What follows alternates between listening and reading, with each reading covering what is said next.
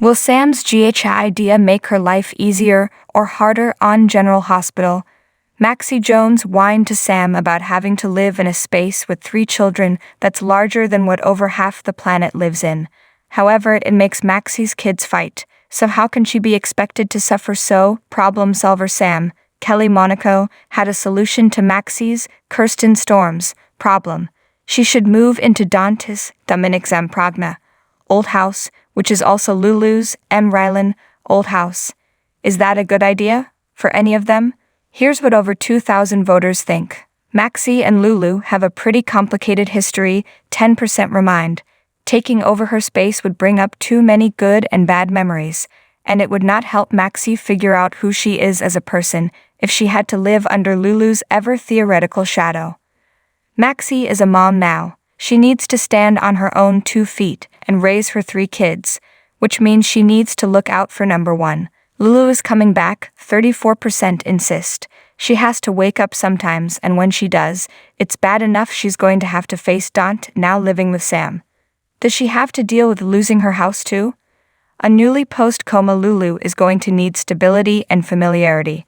Her father is dead. Her mother is looking for Nicholas in Chechnya. Her brother is wherever. And her husband has a new family with her kids. She should at least have a home to go back to, but for 56% of the audience, it's the perfect solution for Maxie's dilemma. She may not be able to control Georgie and James or make them behave, but she can send them to their separate rooms and call it good parenting. Is Port Charles ready for another Spencer Corinthos GH Union, certain as the sun rising in the east on Beauty and the Beast, certain as death and taxes in the real world? On General Hospital, Sunny and Carly reuniting is a given. We're not asking will they? We know they will. We are asking, should they? Here's what over 2,000 fans had to say about that. Sunny, Morris Bernard, and Carly, Laura Wright, make each other miserable. Naima, Cynthia Watros, makes Sunny happy. That's why 3% of the audience likes things the way they are now. With no changes for the foreseeable future, Sunny and Carly make each other miserable. Drew Cameron Matheson makes Carly happy, especially when he agrees to go to prison in her stead.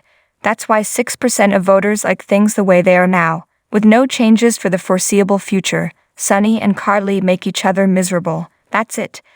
That's the entire objection. For 11% of you, there is nothing to discuss. They have never been happy with each other, outside of bed. Did everyone forget that their very first marriage was a case of blackmail and hate? They are not the type to be civilly divorced, and they are definitely not the type to be civilly married. It's a non-starter. And an inevitable dead end. Sunny and Carly make each other miserable, 80% point out, and that makes them happy. Sunny and Carly are so screwed up that they don't trust happiness. A happy relationship makes them nervous, and being nervous makes them unhappy. On the other hand, unhappiness is what they expect marriage to be, so meeting expectations, that makes them happy. They want to tie the knot, cheat on each other, lie to each other, rip each other to shreds, and enjoy every moment of it. Sunny Corinthos was ready to make a move.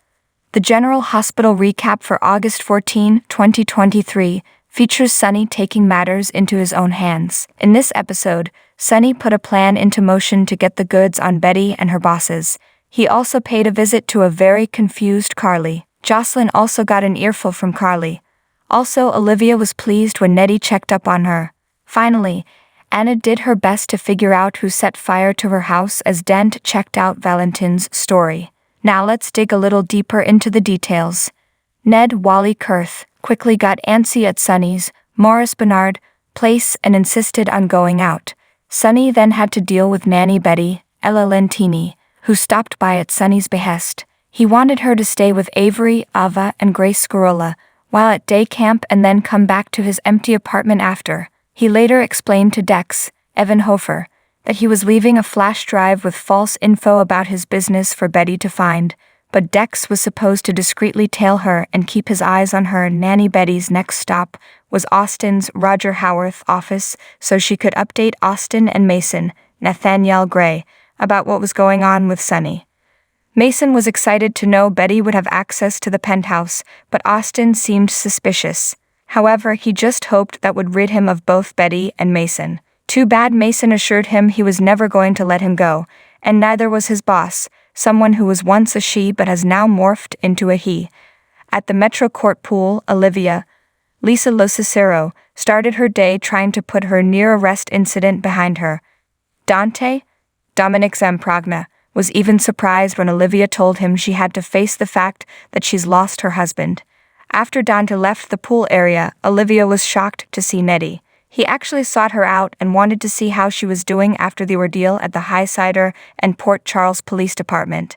She was grateful he defended her against Mason, but could now accept the fact that the man in front of her was no longer Ned.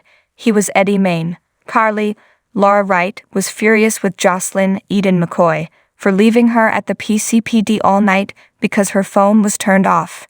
She finally let it go and explained how and why she got into a bar brawl at the Highsider. Jocelyn couldn't understand why Carly didn't just let Sunny sign her out. After all, she was letting bygones be bygones with Sunny by having Dex protect him. Carly rationalized that she wasn't letting bygones be bygones, but that Dex still needed to protect a man who didn't need Dex protecting so he could remain in power. The conversation then turned to losing Morgan, but at least Carly admitted her reasons for not having Sunny sign her out after a bar fight were confusing. Jocelyn was certainly confused, but so was Sunny when he stopped by to find out why she just didn't let him help her. She admitted she couldn't turn to Sunny for help anymore. Valentine, James Patrick Stewart, was there to help Anna, Finola Hughes, pick up the pieces of her burnt house the next morning. She felt her life was gone, and Valentine felt like what happened was his fault. She didn't even know if the arsonist planned for her to die or meant for her to leave. However, they both knew she was the target of a revenge plot. She wondered if it was someone she had hurt in the past, but could not be sure. Dante soon arrived to take Anna to the PCPD to give a statement, leaving Valentine behind, wondering why Anna didn't want him there. Once they were at the cop shop, Anna recounted what happened, but Dante then questioned Valentine's whereabouts. He didn't understand why it took till morning for Valentine to arrive at Anna's house. Once alone, he asked someone for ELK security footage to see if Valentine was really there all night. Eventually, he learned that he wasn't there at all. Sunny Corinthos takes charge. General Hospital spoilers for August 14, 2023 reveal dangerous games, emotional moments, fiendish plots, and so much more. You won't want to miss a moment of this exciting new episode. Sunny, Maurice Bernard, can't believe the kind of night he is having in Port Charles. It was all going smoothly with Nina, Cynthia Watrous, in his arms after watching the fight on TV. But then Nettie Wally Kurth called with a problem. He already had to reassure Ava Mora West about Betty Ella Lentini, and now he learns that Anna's Finola Hughes house has burned down. All of this causes Sunny to decide to change his strategy and lay a trap.